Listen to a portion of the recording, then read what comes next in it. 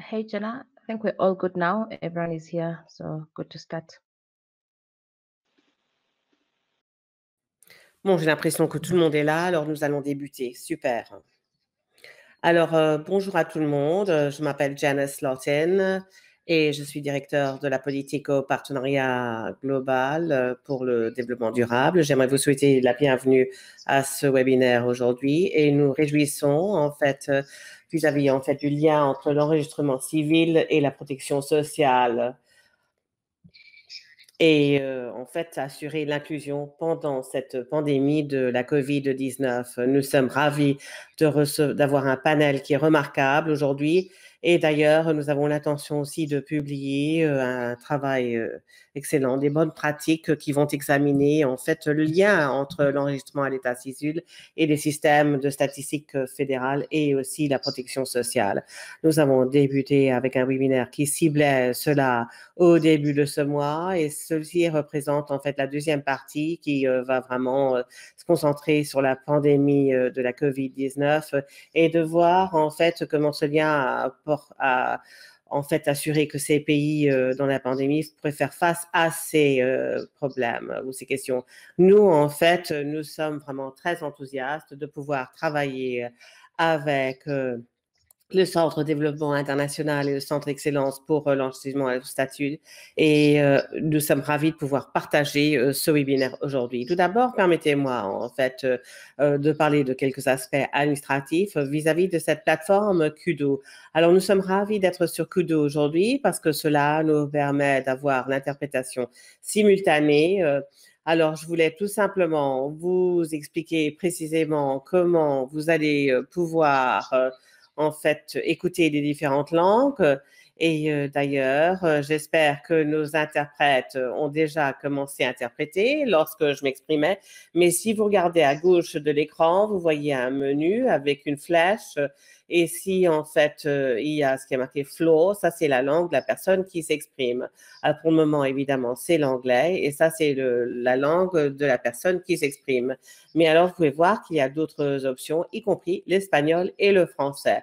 Alors, si par exemple l'orateur commence en français ou en espagnol et vous voulez écouter l'anglais, il faut tout simplement écouter l'anglais par l'intermédiaire de ce menu.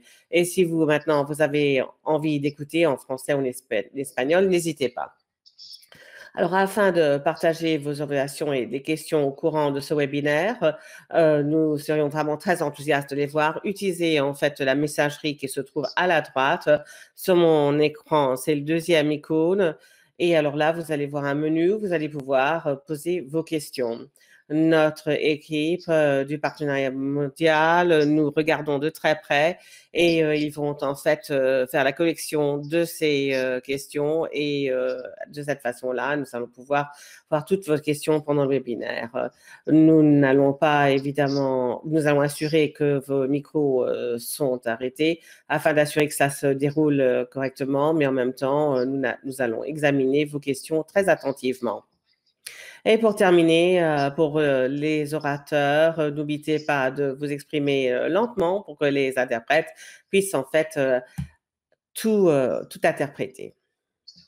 Alors, avant de poursuivre, j'aimerais tout simplement vérifier avec Karen Beth, ma collègue qui gère ce webinaire. Je voulais vérifier si j'ai oublié certaines choses. Bon, Jenna, vous n'avez rien oublié. Merci. Super, dit Jenna.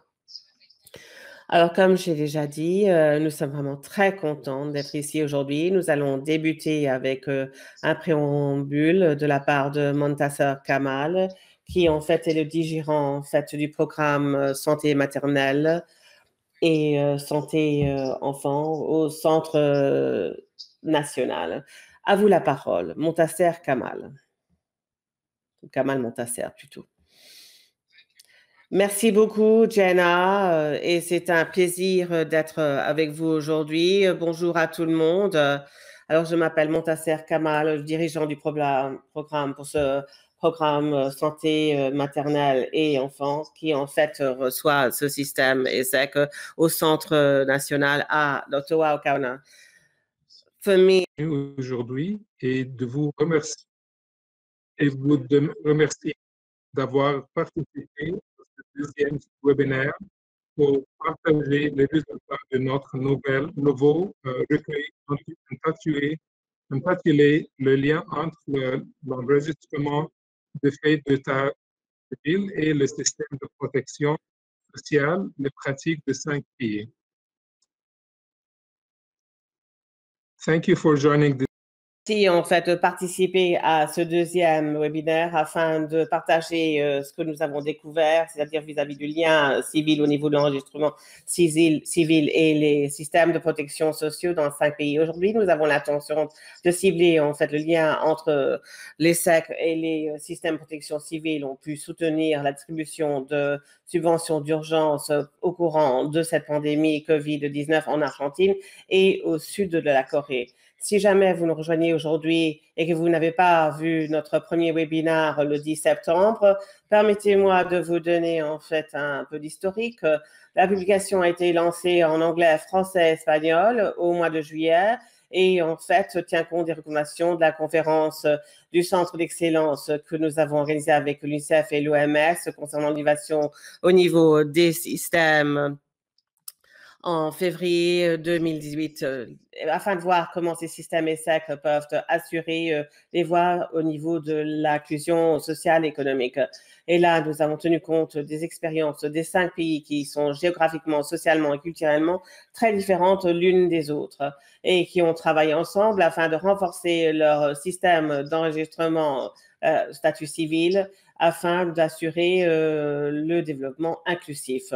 L'objectif d'application est d'assurer en fait des lignes directrices pour ceux responsables pour les politiques et les professionnels qui travaillent en fait dans ces domaines, surtout ceux qui veulent renforcer les connexions entre les deux systèmes. Le rapport entre l'enregistrement du statut civil et la protection sociale se renforcent les uns les autres et les deux systèmes doivent en fait interagir et travailler ensemble afin de fonctionner d'une façon optimale. D'une part, les individus en fait qui n'ont pas les crédentiels en fait peuvent normalement pas avoir accès aux protections sociales. Par exemple, il y a beaucoup de femmes qui n'auront peut-être pas, en fait, ces crédentiels, par exemple, les cartes d'identité, certificats de naissance. Et de cette façon-là, nous ne pourrons pas ouvrir des comptes bancaires ou avoir accès à la protection sociale et hériter de leurs époux et d'autres membres de la famille. En fait, sans document, c'est aussi épouvantable pour les jeunes personnes qui, par exemple, n'ont pas accès à l'éducation ou des postes ou de l'emploi. Si jamais ils n'ont pas, évidemment, c'est cela. D'autre part, les systèmes en fait de protection sociale veulent dire qu'on peut encourager les individus afin d'enregistrer naissance, mariage, divorce et décès. Mais en même temps, les gouvernements doivent pouvoir avoir confiance au niveau de ces documents qui sont émis par l'intermédiaire de systèmes d'enregistrement civil afin de limiter les inefficacités et la corruption au niveau de la répartition en fait de ces avantages ou de ces allocations plutôt. Alors cela veut dire que ces systèmes sont tout à fait critiques afin d'assurer les objectifs du développement durable. Au courant et après en fait la COVID, l'alignement entre ces deux systèmes, c'est quelque chose de plus important que jamais. Et en fait, cette pandémie a eu un impact négatif vis-à-vis de millions de personnes à travers le monde. Au niveau financier, les gouvernements doivent pouvoir identifier et gérer la distribution de subventions et d'allocations d'une façon efficace. Et avant le 1er mai 2020, au moins 159 pays avaient planifié ou avaient en fait des mesures de protection sociale afin de tenir compte des effets négatifs de la pandémie. Mais il y a beaucoup de ces pays, enfin comme vous le savez, il y a beaucoup de ces pays qui n'ont pas évidemment des systèmes efficaces qui vont assurer des cartes d'identité à jour. Les gouvernements peuvent utiliser afin de repartir ces allocations pour ceux qui en ont vraiment besoin. Répondre aux besoins des personnes qui n'existent pas dans les archives officielles. Les gouvernements ont besoin de données démographiques précises, planifier et fournir des services efficacement. And if individuals cannot prove who they are, ils ne peuvent pas démontrer qui ils sont, ils ne peuvent pas avoir accès aux services qui sont conçus afin de les protéger. Là, je termine. Et c'est avec plaisir que maintenant je passe la parole à Jenna Slotin du Partenariat mondial pour le développement durable et elle va vous présenter les différents orateurs au courant de la séance aujourd'hui. Merci beaucoup. Merci, Montasser. Excellent. Et je me réjouis en fait d'écouter les aperçus de tout le monde. Et je réfléchis en fait au fait qu'il est vraiment très important pour l'inclusion d'assurer en fait ces systèmes de statistiques et qui soient enregistrés et d'avoir de bons chiffres et des bonnes données au niveau de la population afin de gérer en fait la protection sociale, surtout en ce moment et surtout en fait à partir du partenariat mondial. Alors maintenant, nous allons entendre notre premier oratrice, plutôt Mia Habits, qui en fait dirigeait le compendium et elle va nous donner en fait ce qu'elle a découvert, ce qu'ils ont découvert au niveau de l'échange aujourd'hui. À vous la parole, Mia. Merci, Jenna. Bonjour à tout le monde. C'est un plaisir pour moi d'être parmi vous ce matin ou cet après-midi ou n'importe où vous êtes.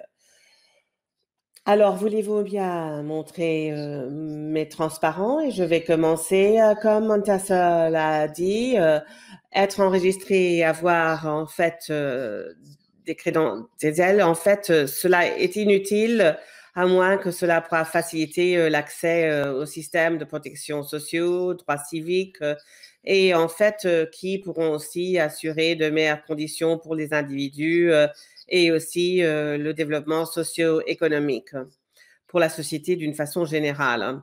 Transparent suivant. Alors, on peut dire que, par exemple, que les Français étaient les premiers à institutionnaliser l'enregistrement au statut civil en assurant que l'enregistrement de naissance, de mariage était en fait plus la responsabilité des églises en 1792, c'est-à-dire qu'ils voulaient déclarer, ou enfin enregistrer plutôt toute la population. Actuellement, avec la Déclaration universelle des droits de l'homme en 1948 et les conventions telles que en fait les conventions concernant la sécurité sociale de 1952 et la Convention internationale concernant l'élimination de toute forme de discrimination contre les femmes de 1979 et la Convention des droits de l'enfant de 1989. Tout cela a vraiment plutôt ciblé ou il y a une approche plus globale au niveau de l'identité juridique, du développement social et de leur importance. En fait, les attentats du 11 septembre en 2001 ont donné lieu à toute une variété, en fait, vis-à-vis de l'importance de l'identité, mais évidemment du point de vue de la sûreté. Et avec cela et l'Internet, il y a eu aussi une croissance d'intérêt vis-à-vis de l'identité numérique et aussi le besoin accru pour l'authentification avec confiance de l'identité. Au courant de la décennie suivante, il y a eu beaucoup d'organisations qui s'intéressaient au développement, qui s'intéressaient évidemment vis-à-vis de l'importance de l'enregistrement civil, de l'identité civile et aussi les statistiques essentielles. Alors, si vous maintenant tenez compte de 2015 et là, les objectifs, les ODD qui ciblaient surtout le développement social, mais aussi tenez compte de la gouvernance et de l'identité juridique comme étant des conditions afin d'assurer le développement durable. Et cela est évident parce que 72 en fait des 232 indicateurs dépendent directement ou ont attrait aux cibles 16.9 qui demandent une identité juridique pour tout le monde, y compris en fait l'enregistrement des naissances. Transparent suivant. Alors, comment est-ce que les pays peuvent progresser c'est-à-dire après qu'ils ont ratifié les conventions et assuré en fait des sociétés qui sont plus inclusives. Il est difficile, sinon impossible, de chiffrer le coût d'opportunités perdues pour les personnes et aussi les capacités de planification réduites et perte de revenus pour l'État à cause d'un sous-enregistrement. Et à cause de cela, un manque de statistiques démographiques essentielles. Les pays qui ont en fait les pourcentages les plus importants de résidents non documentés sont aussi parmi les pays qui sont les plus fragiles, qui normalement ont en fait les institutions les plus faibles et le moins de ressources afin d'essayer d'arrêter ce cycle d'exclusion, de pauvreté pour ceux qui n'ont pas ces créances. Et ainsi, il y a à peu près au moins 1 milliard de personnes qui n'ont pas d'identité juridique d'après la recherche de la Banque mondiale. La plupart des gouvernements sont tout à fait conscients des besoins et des conditions qu'il faut établir afin d'assurer le développement socio-économique, mais en même temps, équilibrer une gouvernance efficace avec les capacités afin de respecter les besoins de la société demande les priorités, les ressources et aussi l'établissement d'institutions qui pourraient être très difficiles pour beaucoup de pays. Alors, c'est une question d'équilibrer la situation. La bonne gouvernance, après tout, à un moment donné, c'est plutôt en fait une art que la science. Et d'ailleurs, la politique, évidemment, ne devrait pas déranger les bonnes politiques, peuvent déranger les bonnes politiques de temps en temps. Mais évidemment, il n'y a pas vraiment un modèle définitif qui marchera pour tout, qui va arrêter ce cycle de l'exclusion. Mais il y a 2 éléments qu'il faut être présents. Les institutions capables et aussi les statistiques tout à fait précises et à temps. Alors, l'aspect au niveau des investissements pourrait être assez important.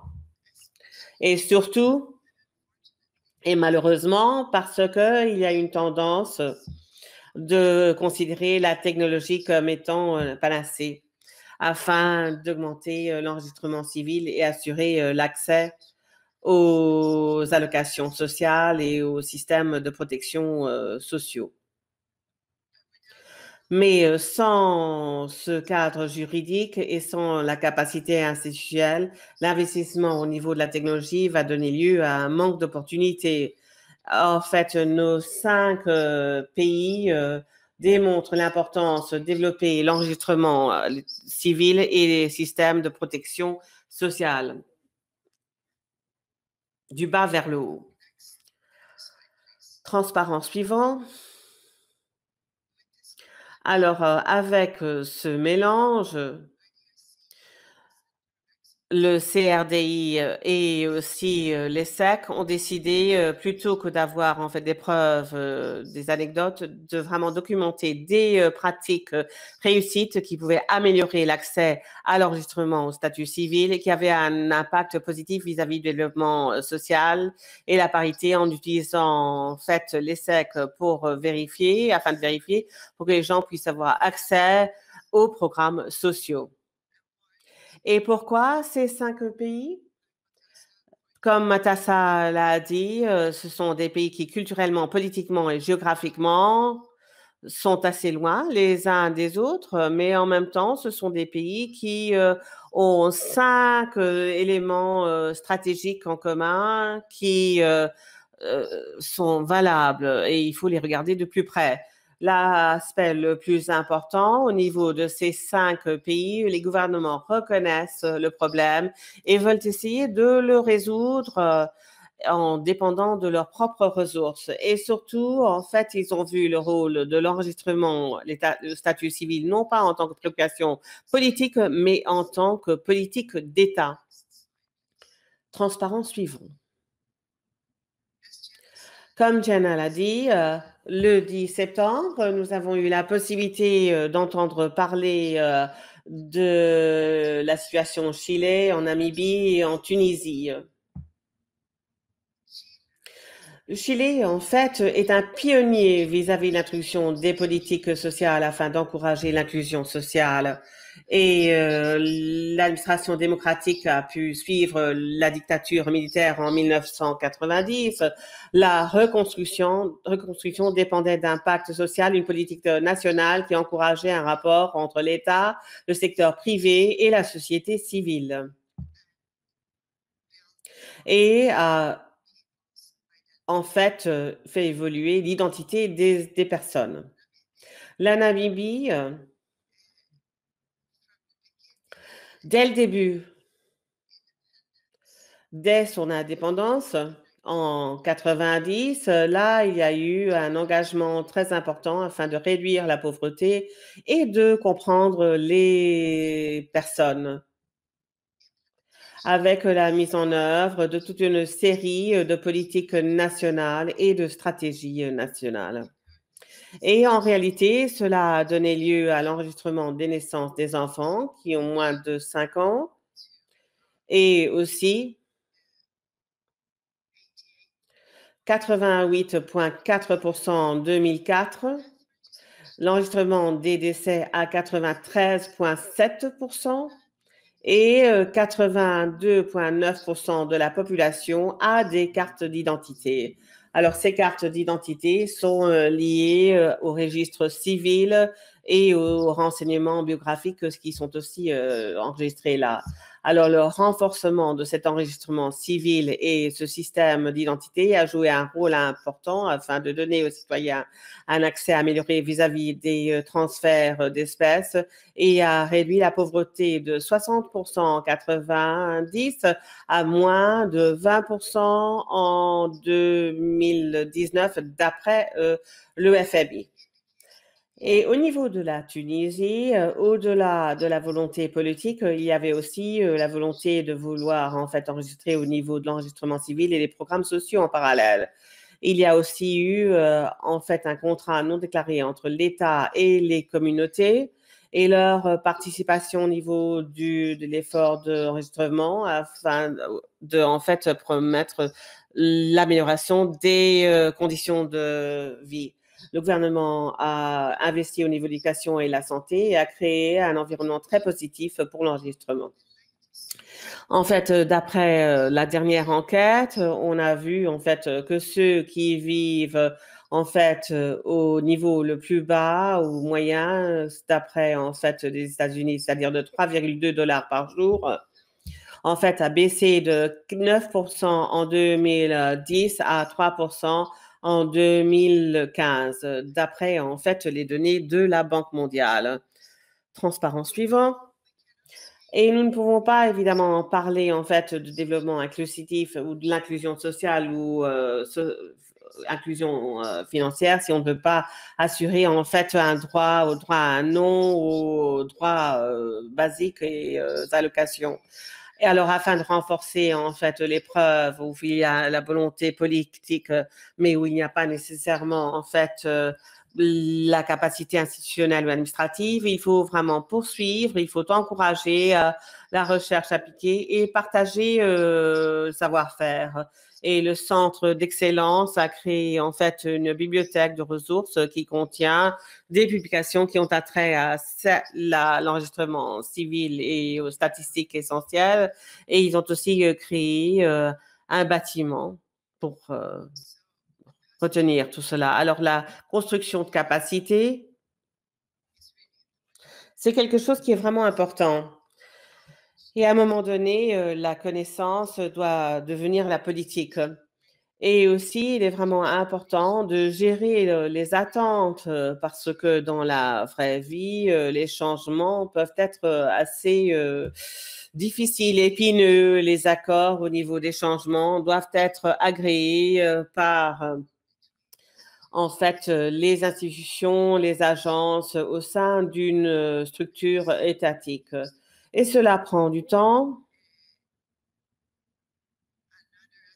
Un autre aspect qui prend du temps, c'est que la population et le secteur privé doivent pouvoir participer, et être mêlés. Et partager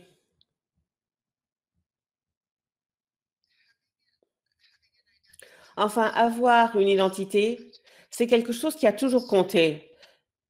Et de partager une identité juridique par l'intermédiaire de l'enregistrement civil et l'identification civile, au-delà de l'accès aux droits, aux services, aux avantages sociaux, aux participations civiques, là, ce sont les choses que les gouvernements dans les 5 exemples de pays ont fait.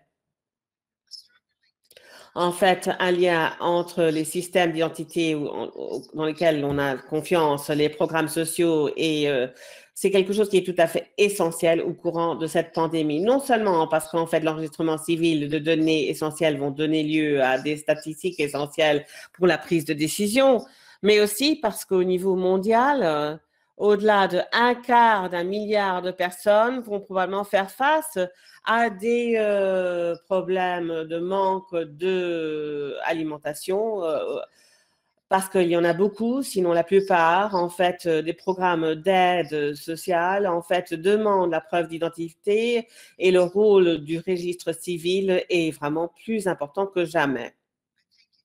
Merci beaucoup de votre attention et nous nous réjouissons d'apprendre des renseignements supplémentaires à propos de tout cela au courant des présentations à venir. Merci. Merci beaucoup, Mia. Ça, c'était vraiment une fondation remarquable pour notre échange aujourd'hui et c'était super. Il y avait des tas de renseignements tout à fait importants vis-à-vis du rapport entre les systèmes et tous les systèmes. J'aimerais tout simplement vous rappeler au niveau de l'interprétation et la langue, comme vous voyez en fait à gauche de votre écran, c'est là que vous allez choisir la langue. Alors, ce qu'on appelle le flow, c'est la langue que vous entendez actuellement, c'est-à-dire vous entendez l'anglais, mais si jamais vous l'écoutez en espagnol ou en français, vous pouvez choisir. Alors, l'orateur suivant va s'exprimer en espagnol. Alors, si vous voulez écouter dans une autre langue, il faudra choisir. Et j'aimerais rappeler à tous nos orateurs qu'ils ont 10 minutes. Et alors après, il y aura le temps pour les questions-réponses. Et évidemment, nous voulons assurer qu'on ait ce temps. Alors maintenant, j'aimerais vous présenter l'orateur suivant, Maria del Carmen Tamargo, qui a organisé en fait l'étude en Argentine et elle va partager ses observations vis-à-vis de cette étude de cas. À vous la parole, Mia. Bonjour à tout le monde. J'aimerais en fait vous remercier de m'avoir invité. También a Mia Harvitz por haberme invitado a hacerlo y también por participar en este webinario para exponer brevemente los principales hallazgos de esta revisión de la relación entre sistemas de protección social y de políticas de identidad legal en Argentina. La siguiente lámina, por favor.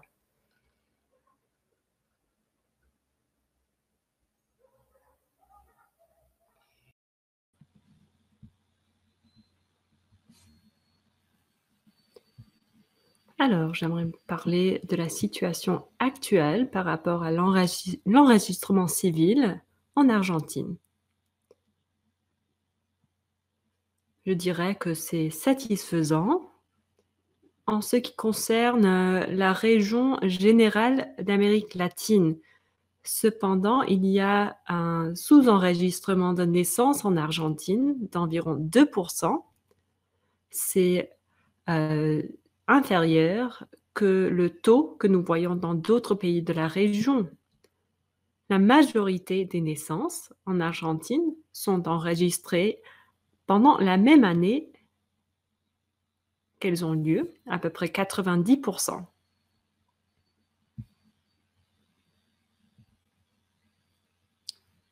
Néanmoins, notre pays a un système fédéral et c'est un pays très hétérogène. Nous voyons de grandes inégalités entre les différentes régions dans le pays, entre les provinces. Nous constatons une certaine situation dans les provinces, là où il y a un taux élevé de pauvreté. La probabilité d'un enfant en situation de vulnérabilité d'obtenir son état civil, c'est supérieur par rapport aux enfants dans une situation sociale plus stable. Nous voyons également un développement inégal des technologies des provinces par rapport à d'autres endroits dans le développement des registres nationaux, les registres d'identité. Nous avons donc fait cette étude de cas sur l'Argentine et nous avons pris en compte les 20 dernières années. Pourquoi les 20 dernières années? Depuis 2000, en Argentine, il y a un processus de reconversion dans les critères de développement des politiques publiques. Nous avons également revu les stratégies liées à l'identité.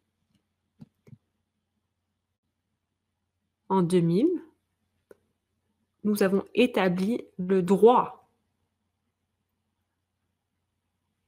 à l'identité, et c'est un focus que nous avons maintenu au cours des 2 dernières décennies. Cela a continué même lors des changements politiques, même lors des évolutions des orientations politiques. Quelles ont été les actions clés en ce qui concerne l'identité juridique? Tout d'abord, la modernisation du système d'identification, le fait de donner des cartes d'identité aux enfants, une centralisation du registre de l'état civil avec des centres de documentation, des bureaux numériques dans des centres commerciaux, par exemple. Ainsi, avec ces centres, c'est plus facile d'obtenir une carte d'identité ou un passeport. Il y a également une stratégie d'unité mobile pour atteindre les communautés isolées dans différents endroits de l'Argentine. En 2019,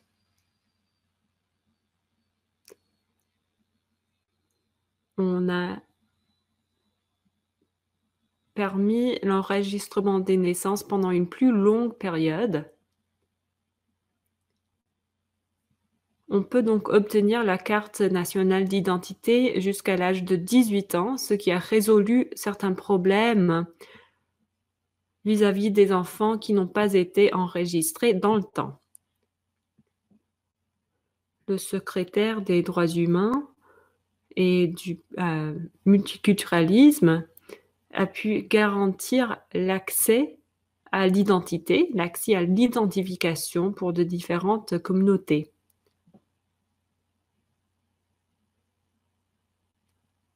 Toute une série de politiques de protection sociale ont pu donc être mises en lien avec l'identité. Ici, nous voyons l'existence de ces synergies, de ces liens entre la protection sociale et l'enregistrement de l'état civil. Le fait d'avoir une identité juridique fait partie des obligations pour accéder à de différentes allocations sociales.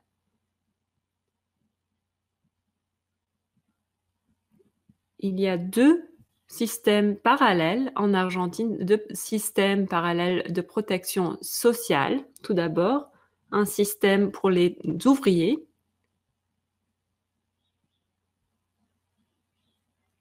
Ce sont des ouvriers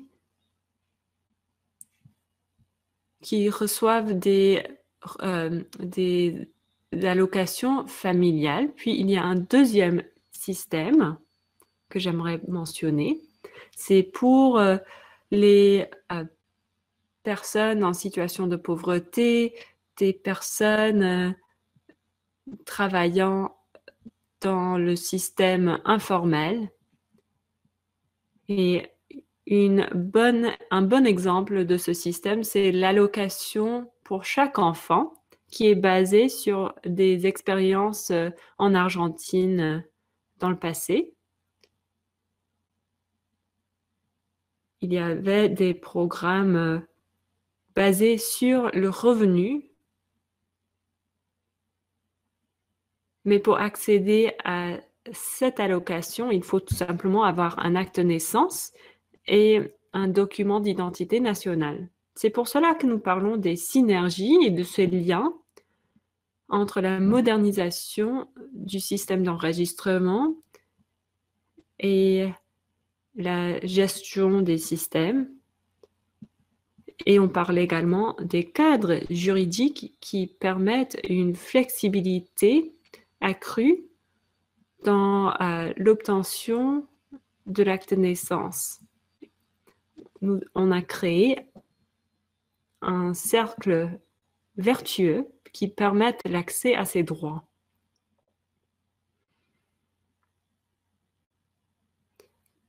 Quelle est la situation à l'heure actuelle? L'analyse est encore en cours. Nous sommes en confinement en Argentine depuis 6 mois, donc par rapport à la pandémie, c'est toujours nouveau. Comme j'ai mentionné, nous avons un registre civil par province. Chaque province peut prendre ses propres décisions. Donc, nous avons le niveau national avec ces centres de documentation rapide qui se sont arrêtés, en fait, puisqu'ils n'étaient plus considérés comme essentiels, mais il n'y avait pas de fonctionnalité sur Internet.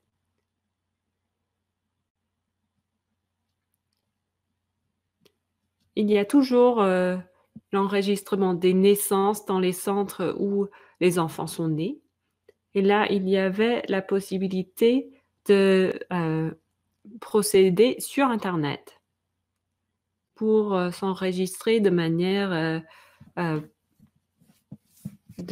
efficace.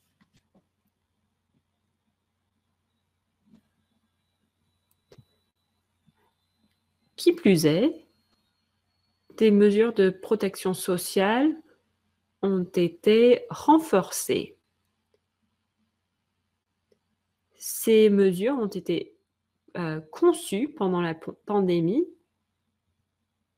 pour appuyer les régions qui ne pouvaient pas générer de revenus. Comme vous le savez, en Argentine, il y a beaucoup de travailleurs dans le secteur informel. Il a donc fallu aider ces travailleurs pour leur permettre de travailler et de générer leurs propres revenus. On a donc créé l'allocation fédérale d'urgence pour les travailleurs et les travailleurs informels.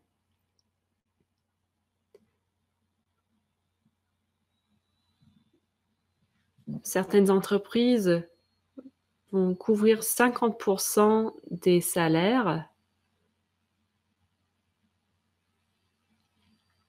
Et puis, ce programme permet de renforcer cette somme. Il y a également une carte alimentaire qui permet aux gens d'acheter de la nourriture. Nous avons pu constater certaines choses.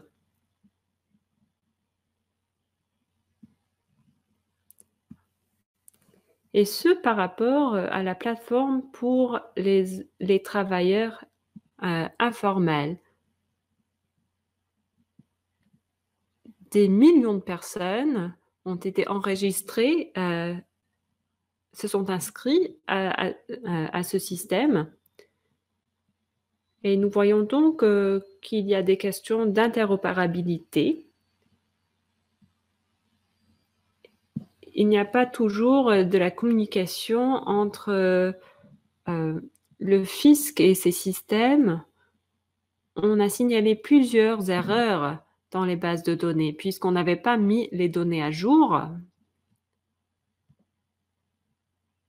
On voyait une fragmentation et beaucoup d'informalité vis-à-vis de la base des données. Ce n'étaient pas des gens sans papier, mais des gens qui n'étaient pas enregistrés correctement, avec des erreurs dans les données sur leur état civil. On a donc constaté des problèmes d'interopérabilité. Ce lancement était récent, en fait, ce n'était qu'en septembre 2020. On a voulu lancer une plateforme fédérale de certification numérique de l'état civil. Ce n'est que le lancement, mais cette plateforme fournira des informations numériques en temps réel.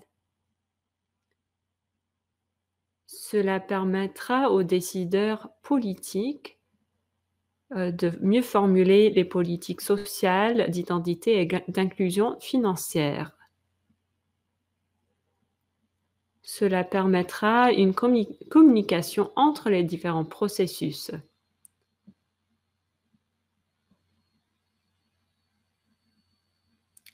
J'aimerais dire ceci également.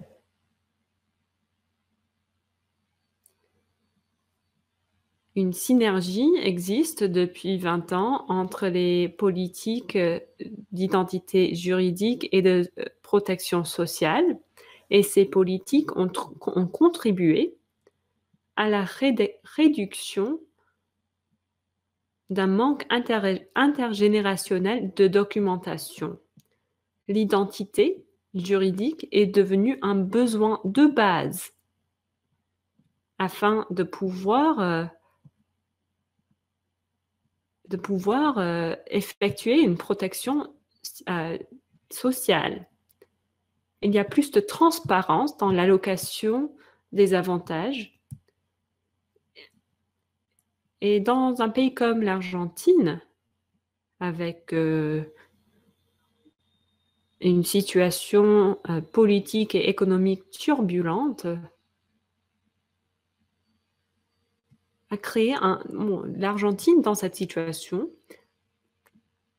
a quand même pu créer ce système qui dure, malgré la situation qui affecte l'économie et la vie des gens. Il nous reste un grand problème à résoudre par rapport aux déséquilibres, aux inégalités dont j'ai parlé au début. C'est par rapport au registre dans les provinces. Il faut garantir l'équité dans l'accès au système de protection sociale en Argentine. Je vous remercie de votre attention. J'espère que ma présentation a été claire et que je n'ai pas parlé trop vite. Je suis disponible pour répondre à vos questions. Merci.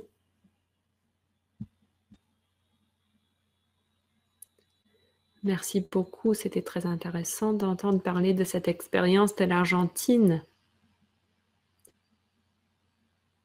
C'est fascinant d'entendre parler de la situation de l'Amérique latine, mais nous allons passer à une zone géographique complètement différente. Nous nous réjouissons d'entendre la présentation du professeur Lee Jun Song qui parlera de l'étude de cas Corée du Sud et des expériences par rapport à la pandémie de la COVID-19.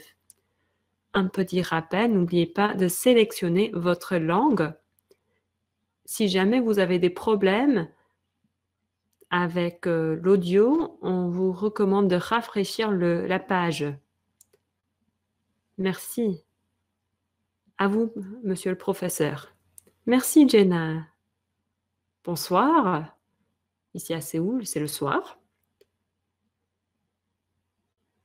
Prochain transparent, s'il vous plaît.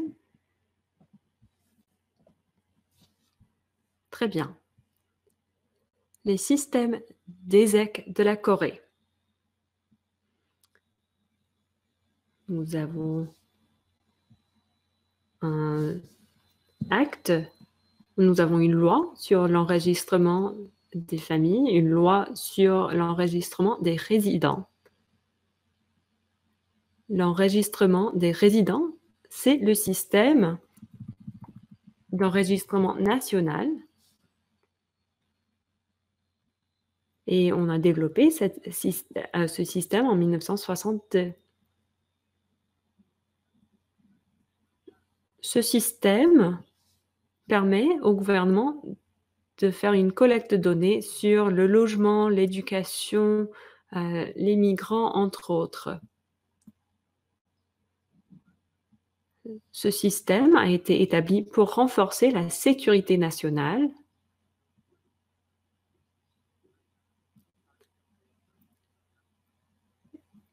et on a introduit une carte d'identité en 1968. La sécurité nationale et le développement économique étaient des motifs du développement de ce système dans les années 60, mais maintenant, la protection sociale est une autre raison d'être pour ce système. Alors, parlons de l'enregistrement des résidents. Il y a une carte d'identité avec un numéro d'identité. C'est utilisé pour vérifier qui vous êtes. On reçoit ce numéro en tant que bébé et c'est un numéro unique, exclusif et valide pendant toute la vie.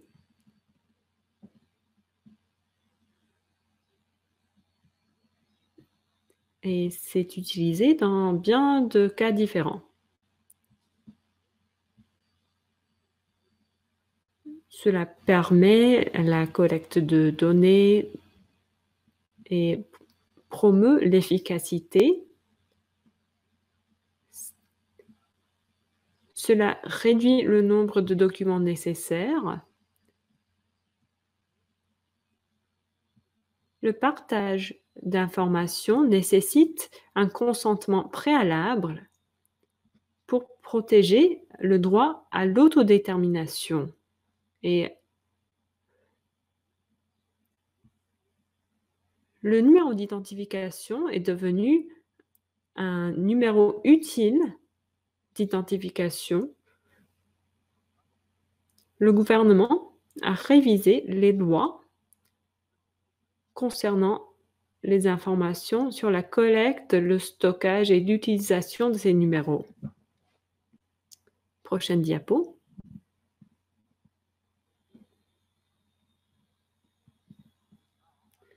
Maintenant, je parlerai de la protection sociale. Le gouvernement coréen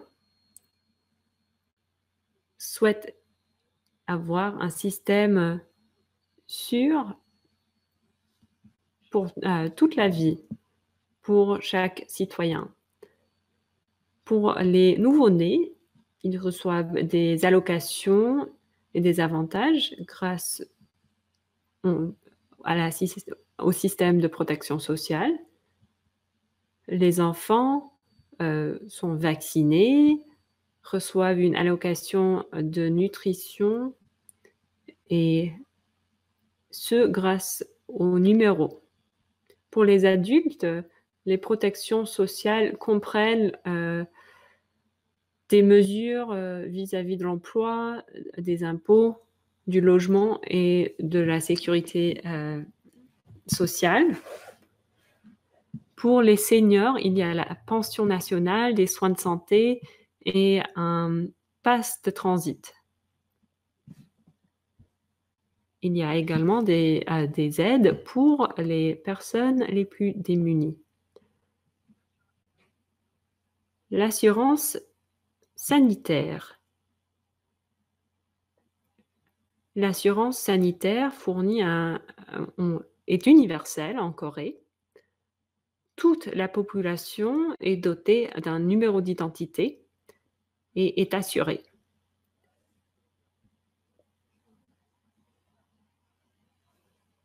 Chaque personne va payer un forfait pour les services à l'hôpital ou à la pharmacie. Les hôpitaux et les pharmacies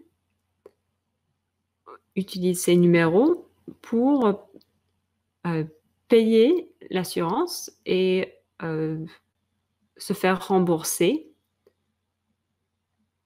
Le numéro d'identification est essentiel à chaque étape d'un processus médical.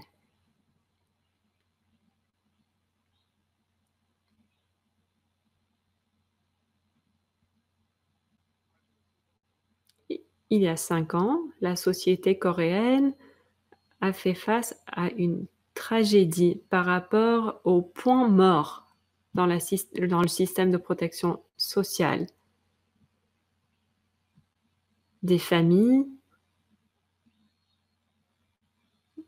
Plusieurs familles se sont décédées à cause de la faim.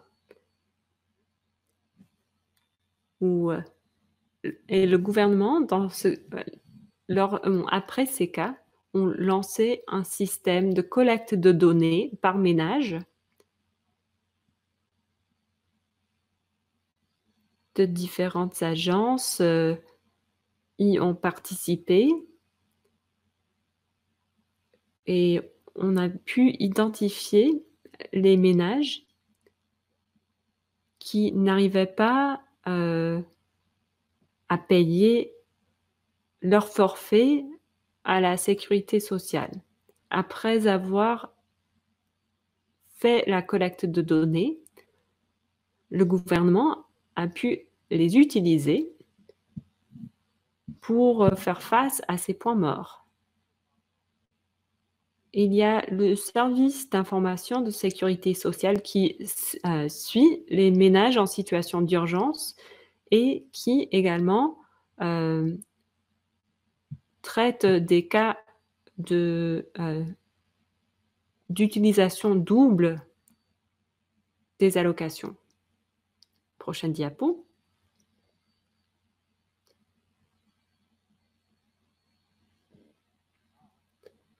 J'aimerais parler maintenant de notre riposte à la COVID-19. Le gouvernement coréen a jusqu'ici réussi à répondre de manière efficace à la pandémie qui est venue de la Chine. 319 personnes ont décédé à cause de la pandémie. Les agences ont utilisé les systèmes de partage d'informations, d'identification et d'assurance maladie pour faire face à la pandémie. La Corée a également utilisé ces expériences avec une autre épidémie.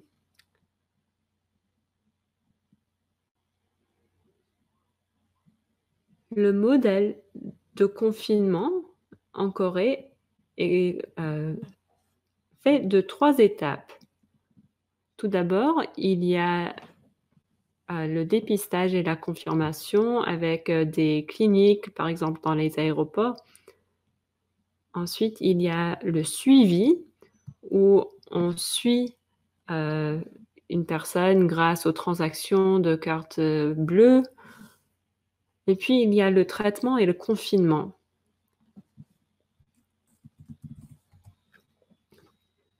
On envoie, par exemple, des allocations en espèces ou des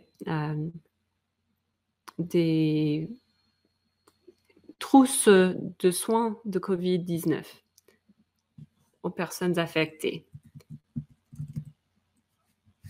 La première action du gouvernement, c'était de créer des centres de dépistage. On pouvait y aller en voiture ou à pied. Cela a permis aux personnes qui toussaient, par exemple, de se faire diagnostiquer. Si on avait un résultat positif, on transférait le patient à l'hôpital. Si la personne n'avait pas de symptômes, on avait un suivi actif pendant 14 jours, un confinement. Et on les fournissait, ces trousses de soins à prix très raisonnable par le gouvernement local. On a créé une base de données des personnes en confinement. Et on envoyait des données à un système numérique médical. Ensuite, le gouvernement suit la source d'infection à travers des enquêtes épidémiologiques et fait le suivi des contacts à l'aide du GPS et à l'aide d'un système d'enregistrement des visiteurs. Le gouvernement fournit aussi des allocations d'urgence et un système d'allocation des masques également. Au début de la pandémie, en fait, il y avait une pénurie de masques et c'est pour cela qu'on a créé ce système pour empêcher à ce que certaines personnes achètent tous les masques. Certaines personnes pouvaient en acheter le lundi à la pharmacie, par exemple. Et il fallait vérifier le numéro d'identité de la personne pour s'assurer que c'était vraiment le jour où elle pouvait acheter le masque.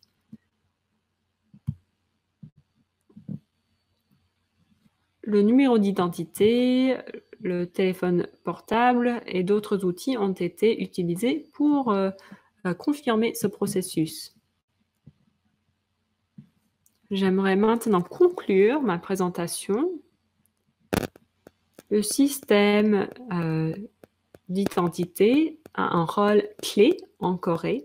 Le partage d'informations est un élément critique. Cependant, il y a des inquiétudes accrues dans la société par rapport à la surveillance. On s'intéresse de plus en plus aux droits personnels.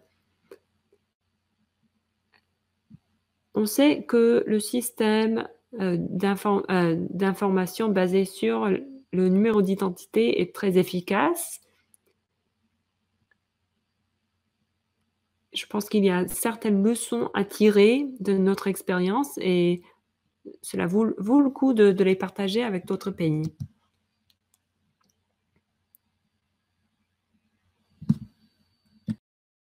Experience in South Korea, and we've heard a lot.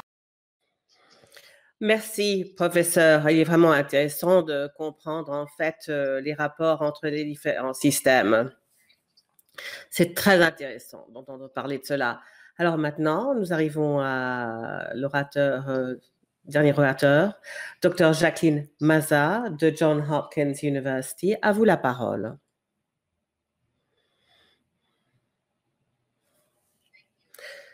Merci à Jenna et merci à la CRDI, merci de m'avoir invité et de faire des observations à propos de cette publication très intéressante concernant la protection sociale et l'identité. Et j'aimerais aussi surtout remercier Mia Harvett qui m'a proposé et qui m'a donné la possibilité de voir l'évolution remarquable à propos de cette question de l'identité et de la documentation.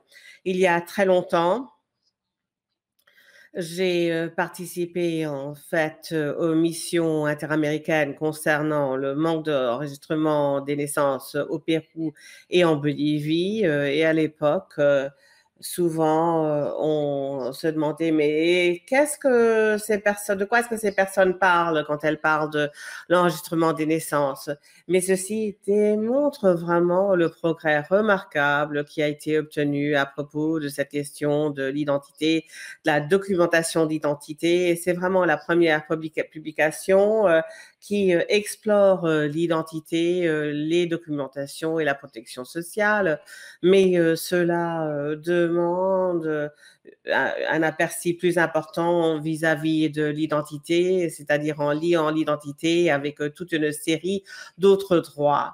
Si vous voulez bien présenter le transparent suivant, à la fin, je vais parler de la recherche bien précise à propos de la COVID-19, la protection sociale, mais je voulais tout simplement souligner quelques aspects concernant en fait ce compendium.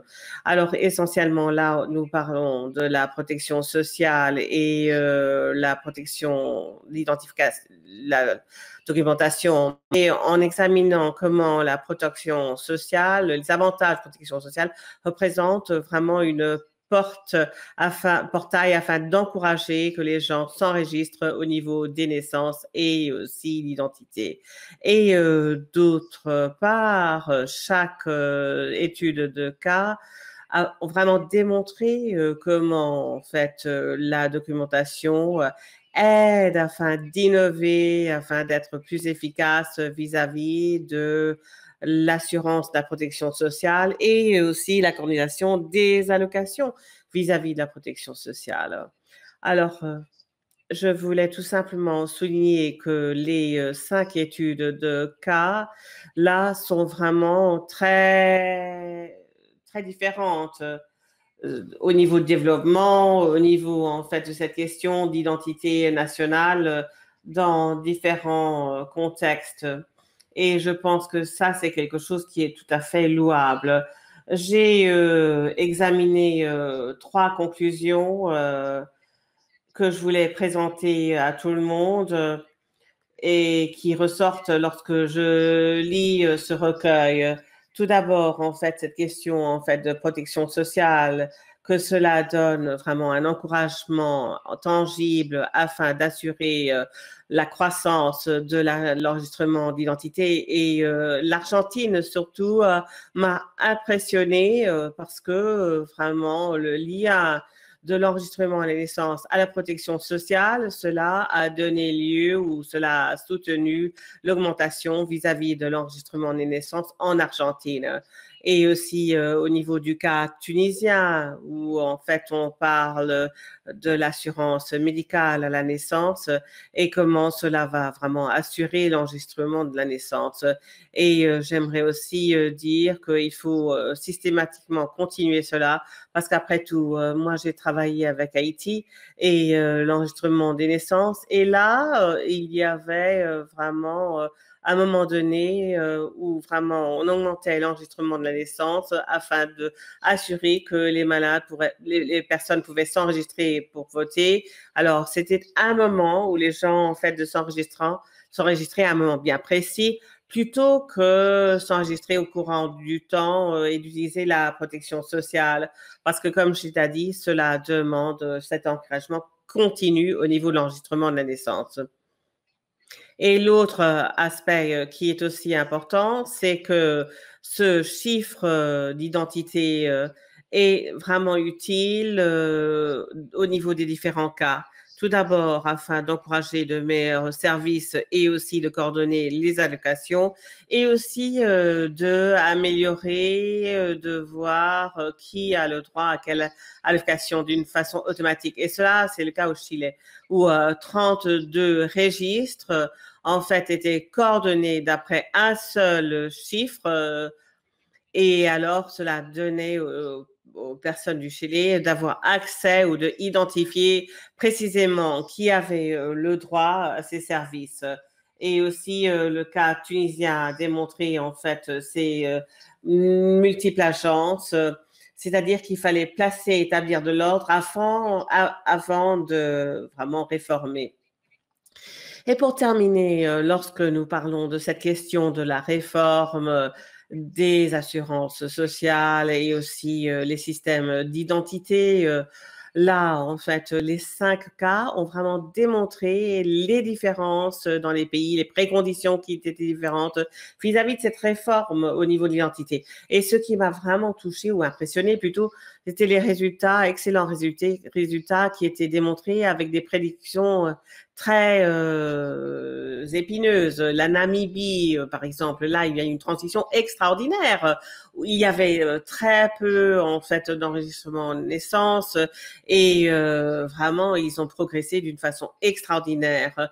Et aussi, évidemment, Corée du Sud, qui a, en fait, seulement commencé après la guerre en 1953, et puis maintenant est devenu en fait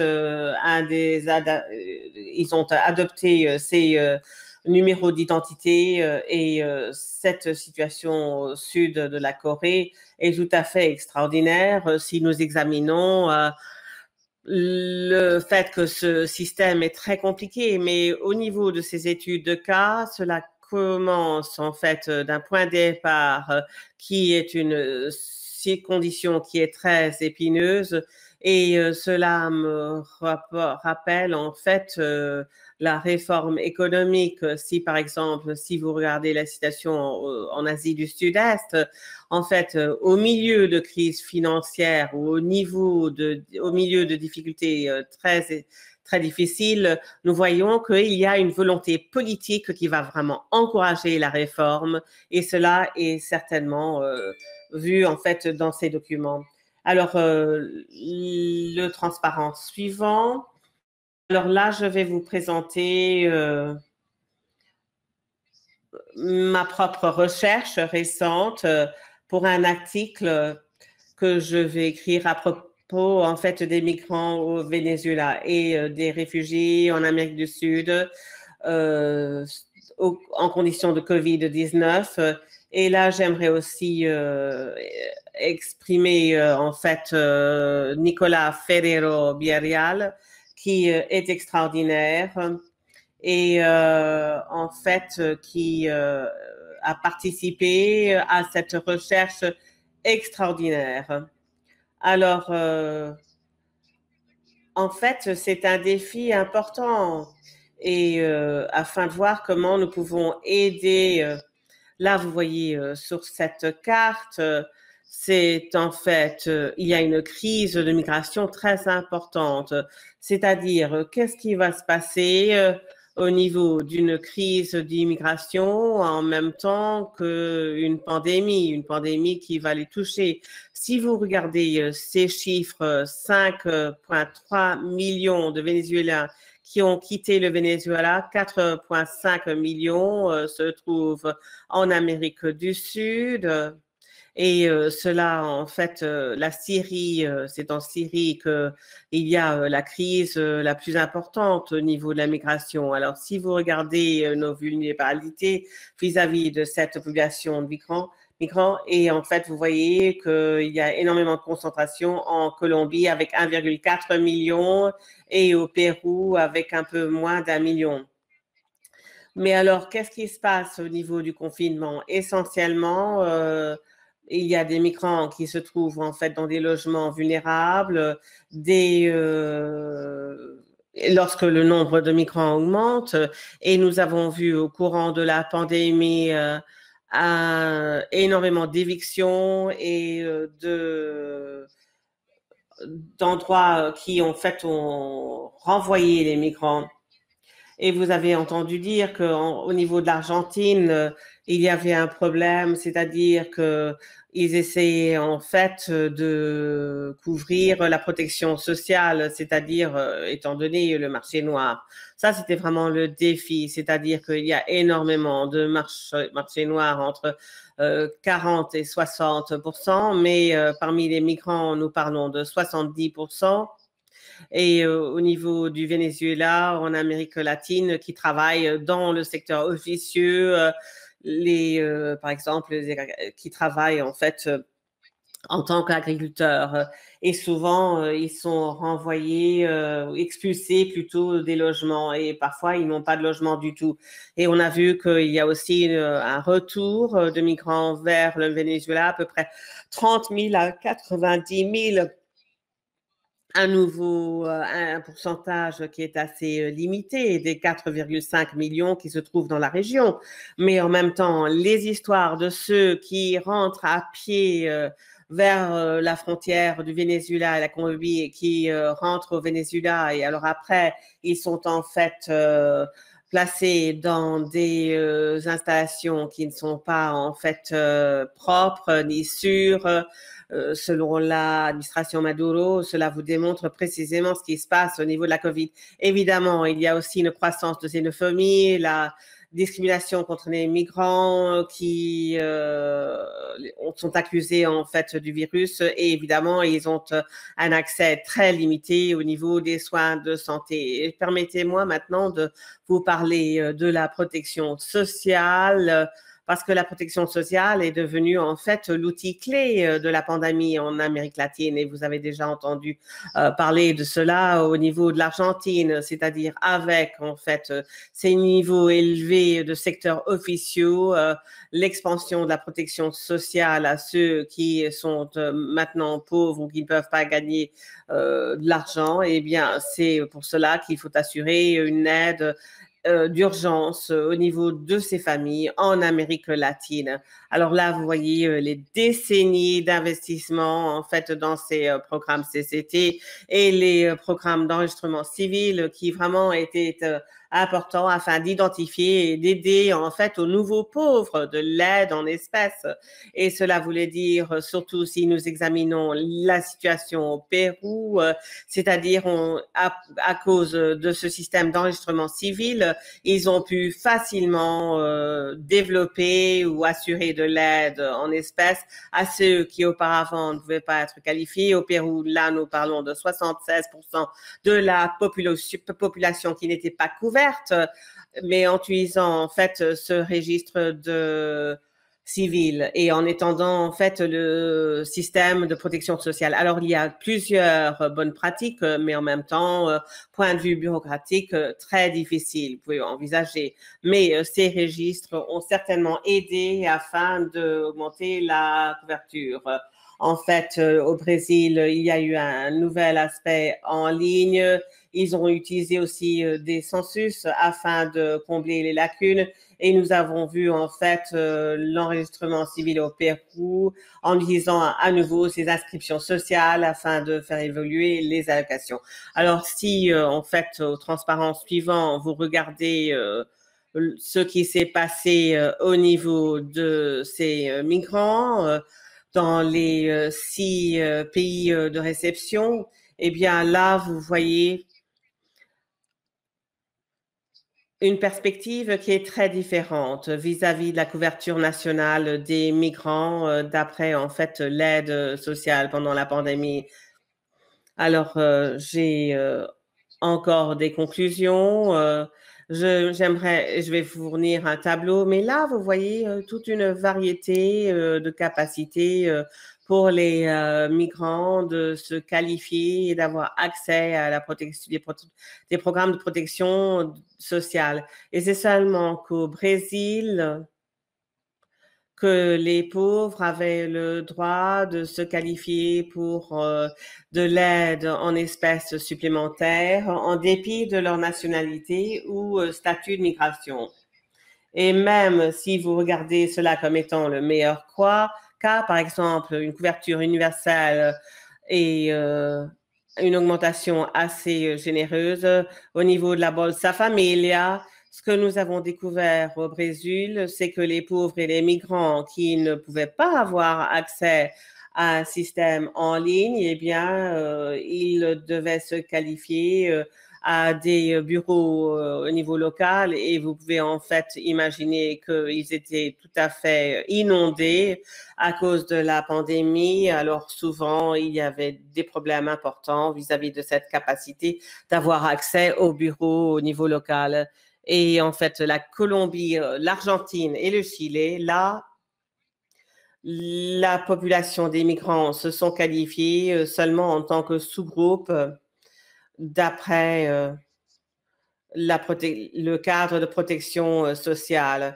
Et en Colombie, ce sont seulement ceux qui avaient PAF, c'est-à-dire qui est une permission temporaire, c'est seulement ceux-là qui avaient le droit, ou qui étaient d'après les systèmes de protection sociale. Et c'était seulement ceux-là qui étaient admissibles, mais seulement 37% des 1,4 million en Colombie ont ce permis de travail, le PEP, et ainsi la plupart des migrants au Venezuela n'avaient pas le droit d'avoir accès officiellement à ce programme. En Argentine, ils avaient un accord, c'est-à-dire que les migrants devaient démontrer la résidence juridique pour au-delà de 2 ans afin de pouvoir se qualifier pour ces CCT. Et au Chili, ils devaient être enregistrés en fait dans le Registro Social de Hogares, c'est-à-dire le registre social. Et là, en fait, cela évidemment a touché les migrants les plus pauvres. En Équateur et au Pérou, les non-nationaux étaient interdits. Et au Pérou, en fait, il fallait avoir un document d'identité nationale afin de se qualifier, qui n'était que disponible pour les nationaux. Alors, qu'est-ce que cela représentait? Cela voulait dire que vous et les agences ont essayé, les ONG ont essayé d'assurer, en fait, un programme en fait d'aide et les migrants avaient en fait le soutien de la part des gouvernements nationaux pardon, mais vous voyez que en fait, si les migrants avaient été aidés d'une façon plus systématique, si on leur avait donné des documents d'identité selon les programmes CCT pour l'aide en cas d'urgence, cela aurait pu être en fait beaucoup plus efficace. Alors maintenant, dernier transparent, et j'aimerais arriver à ma conclusion et j'aimerais tout simplement vous remercier. Voici une image des migrants du Venezuela qui quittent le Chili. Et là, vous voyez que nous commençons à apprendre comment la protection sociale peut être convertie en tant qu'instrument d'urgence. Et ainsi, il faut réfléchir d'une façon plus détaillée et se demander comment les secteurs de la population, y compris les non-nationaux, peuvent en fait être compris dans ces systèmes qui pourraient assurer un système bien plus efficace. Merci beaucoup. Merci, professeur Maza. Cela a été vraiment fascinant. Était vraiment intéressant d'entendre en fait ce que vous dites à propos des migrants. Alors, nous avons eu des discours qui étaient vraiment très profonds, très détaillés. On a un peu moins de temps qu'anticipé pour les questions-réponses. Ainsi, nous avons rassemblé les questions et j'aimerais poser une question à chaque orateur. Alors, chaque orateur, en fait, tour à tour, on va lui poser une question, mais voulez-vous bien répondre en 2 minutes? Et de cette façon-là, nous allons pouvoir arriver aux dernières observations. Alors, une question pour Mia. Peut-être pouvez-vous ce que certains des participants ont entendu, ils pensaient à leur propre pays où l'enregistrement en naissance est très bas ou a baissé à cause de la pandémie. Comment est-ce que ça s'est traité au niveau des systèmes les SEC et au niveau de la protection sociale? Et pour Maria, il y a une question. C'est-à-dire, qu'est-ce qui se passe au niveau des centres de documentation? C'est quelque chose que vous avez souligné au niveau de l'Argentine. Et pourquoi est-ce qu'il y a en fait les 2% et les 9% que vous avez identifiés?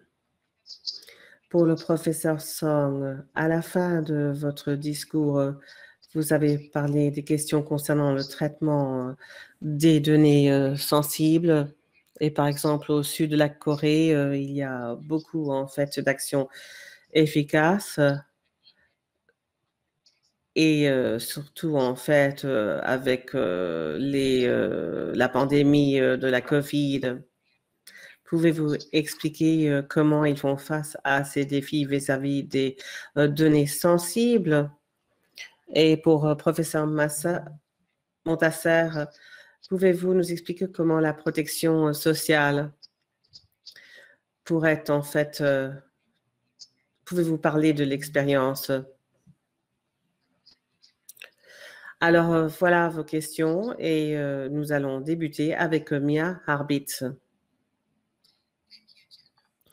Merci, Jenna.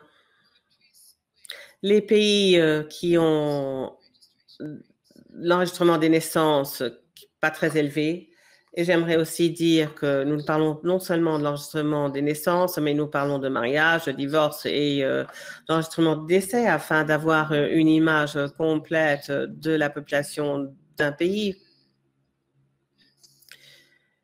Et les meilleurs exemples, les pays en fait qui vont en fait d'un enregistrement très bas afin d'assurer un enregistrement ou des enregistrements très élevés avec les pays développés, au même niveau que les pays développés, eh bien les procédures ont été en fait liées avec des encouragements, c'est-à-dire accès à des programmes sociaux, accès en fait à des sommes, des incitations en fait financières, retraite de la part de l'État.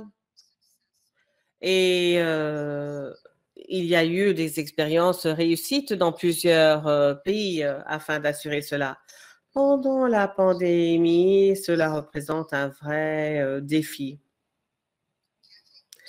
Parce que arriver au bureau, faire la queue, cela demande énormément de considération au nom des registres civils pour qu'ils puissent vraiment gérer les gens qui aimeraient s'enregistrer et aussi être plus souple à propos des règles. Dans beaucoup de pays, vous êtes obligé d'enregistrer une naissance ou d'événements essentiels au sein d'un délai bien précis. Et nous avons vu que cela est devenu plus souple au courant de la pandémie, c'est-à-dire qu'il était plus facile pour les gens de le faire seulement au moment où ils pouvaient arriver ou aller dans un bureau plutôt. Les pays qui ont la possibilité de rassembler les données, c'est-à-dire le processus en fait de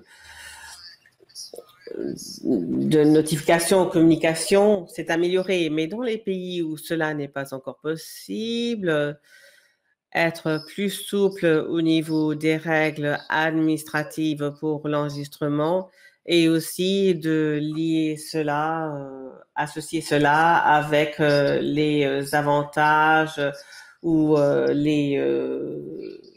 les pays ont établis pour répondre aux besoins. Alors maintenant, à vous, Maria.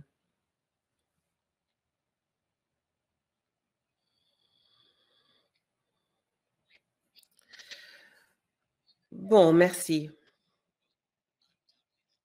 sans aucun doute, le 2% a trait, en fait, et vis-à-vis des personnes qui sont vulnérables au niveau social. Et la dernière étude qui a été utilisée afin d'établir ce compendium a été faite par UNICEF, et ce 2% était concentré parmi les jeunes mères, les mères adolescentes qui vivent dans des régions isolées et dans des conditions très vulnérables au niveau social.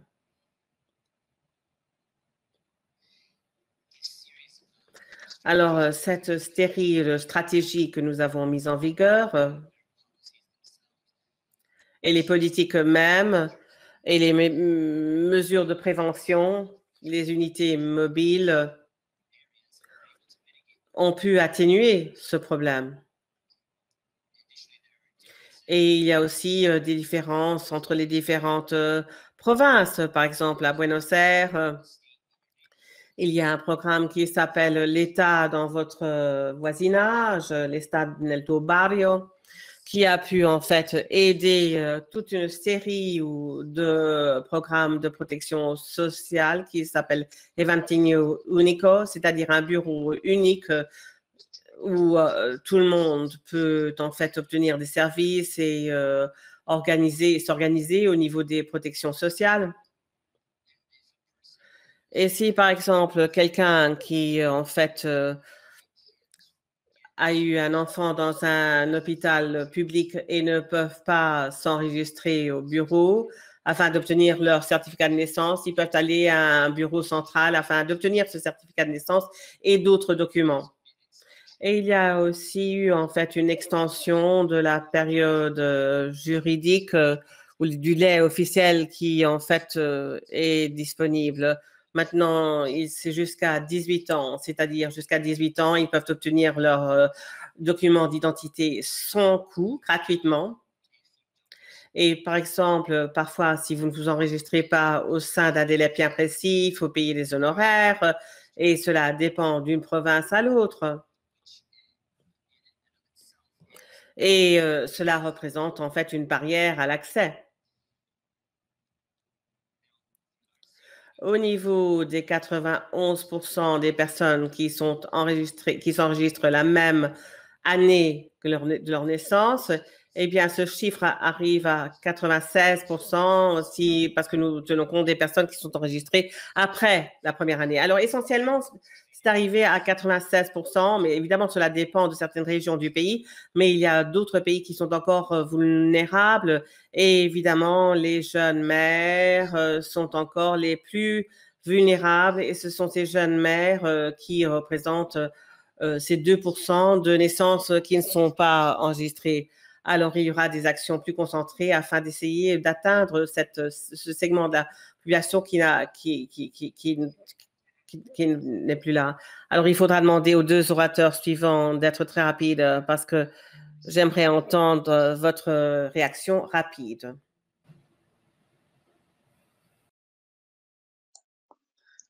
Yes, thank you. Korea is a nation with high level. Merci beaucoup.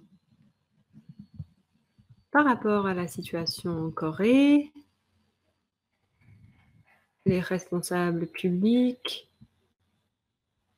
ont besoin de connaître l'identité de l'individu pour fournir des services de base. Le partage des informations permet de mieux fournir ces services plutôt que de cloisonner le fournissement la prestation des services.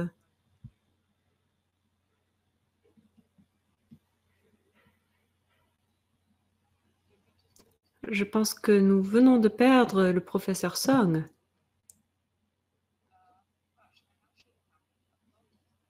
Je m'excuse, je ne sais pas ce qui s'est passé. Nous arrivons à la fin. Nous allons donc passer à la professeure Matza. Allez-y. J'ai une réponse rapide. Il existe des possibilités alternatives au système de protection sociale, le modèle africain spécifiquement, de l'aide en espèces fournie à travers la technologie mobile. Ce n'est pas lié à un système plus large de protection sociale. Et très franchement, sous de conditions de pauvreté extrême, cela fonctionne très bien. Merci, ça c'est vraiment très intéressant. Et ce serait un webinaire à lui seul, ce point. Merci beaucoup à tout le monde. J'aimerais donc passer au professeur Kamal du CRDI. Peut-être qu'il pourra parler des problèmes sectospécifiques pour l'enregistrement et les conséquences du non-enregistrement par rapport sous le point de vue du genre. Merci Jenna. Merci aux intervenants de marque qui ont participé.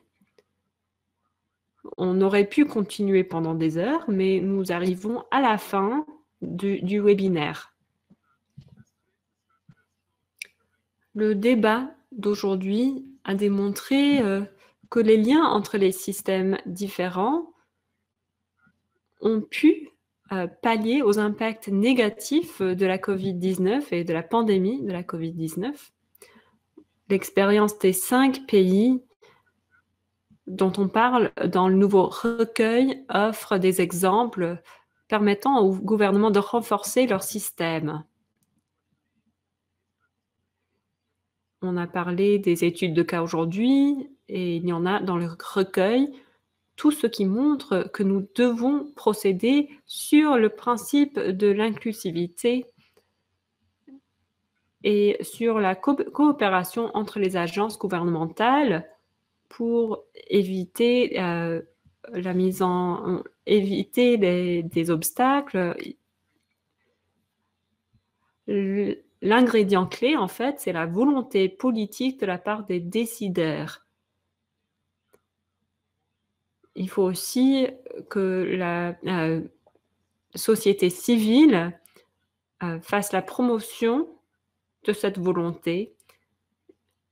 Il faut également une appréciation des avantages mutuels des liens entre l'enregistrement civil et la protection sociale. Selon des données de l'OMS, seulement 44% des femmes dans les pays à faible revenu n'ont pas d'identité,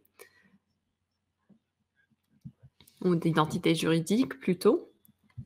Les femmes sont surtout susceptibles de ne pas avoir d'identité juridique. Les enfants aussi sont vulnérables. On a parlé des transferts en espèces qui peuvent profiter aux enfants, et quand ces systèmes n'existent pas, il y a de plus en plus d'enfants qui vivent dans la pauvreté. C'est là où le CRDI et le Centre d'excellence jouent un rôle. Soutenir et synthétiser les connaissances sur le système ESSEC, et je vous encourage à visiter notre bibliothèque à ressources en ligne. Our library and learning can be found at www.crdssystems.ca in English and www.systemsessec.ca in French. Donc, vous pouvez visiter notre site web pour plus d'informations. systemessec.ca en français. Il y a également un annuaire www.répertoireessec.org. Merci 1000 fois aux intervenants, à Mia, Maria, au professeur Song et à la professeure Matza d'avoir partagé vos connaissances et vos expériences. Merci à Jenna Slotin du GPSDD d'avoir facilité ce webinaire et merci à tous les participants. Merci. Merci Montasser, merci à tous les participants.